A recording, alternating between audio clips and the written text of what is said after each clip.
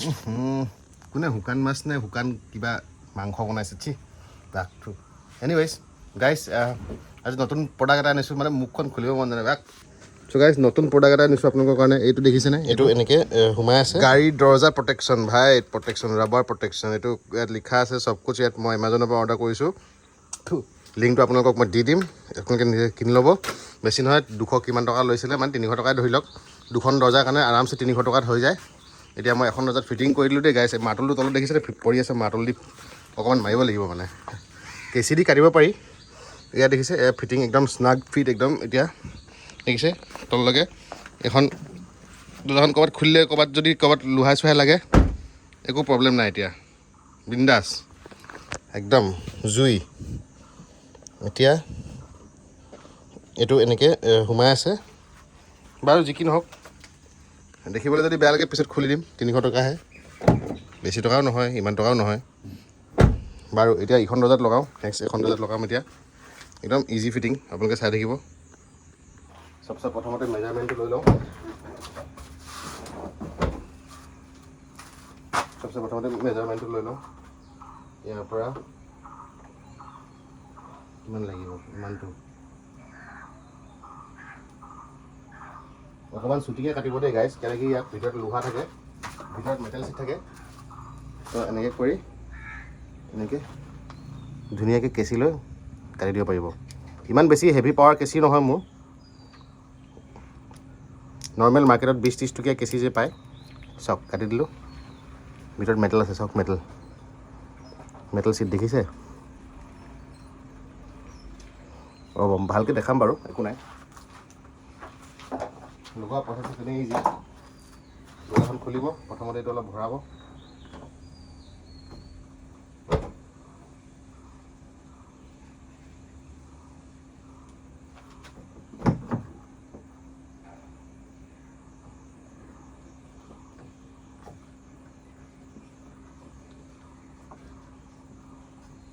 Bus অকণমান ভৰাই ল'লে হ'ল অকণমান ভৰাই এতিয়া মাদুৰ মাৰি দিলে হ'ল লাহে লাহে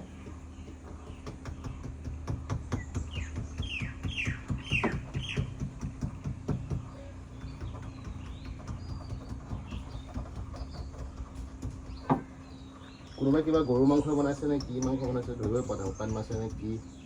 বহুত বেয়া বনাইছে গাইছ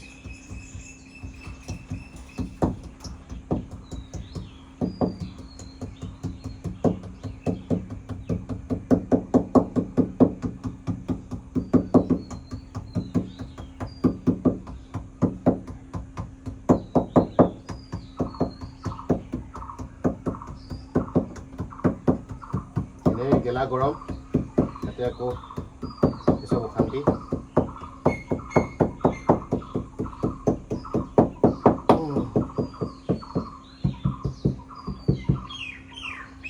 একদম স্নাগ ফিট গাইজ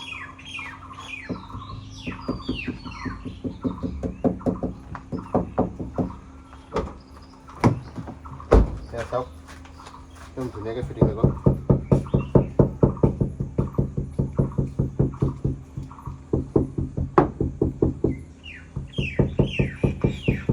অলপ যদি এনেকৈ অসুবিধা থাকে আপোনালোকে লাহে লাহে মাদুলি মাৰিব পাৰে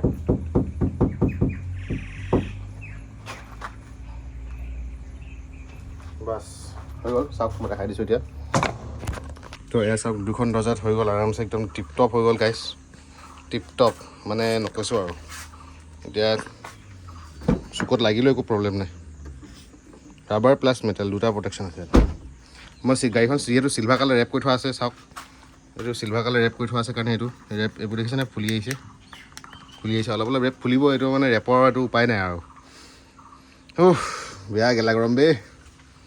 এতিয়া নেক্সট এইটো চাইডে মই দেখাম এতিয়া চবফালে ফিটিং হৈ গ'ল গাইজ মজা লাগিছে এইটো লেফ্ট চাইডে দেখিলে এতিয়া এইটো চাইডে দেখাম মই এইটো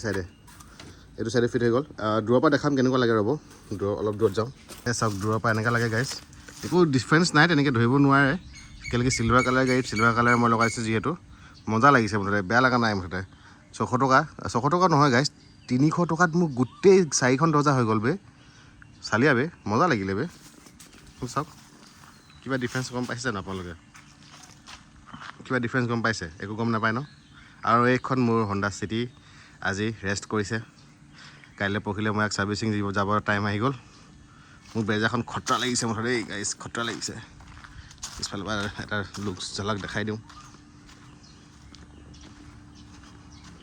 ফ্ৰী ফ্লেচাৰকেইটা খুলিব টাইমেই পোৱা নাই বে। Resting guys, resting.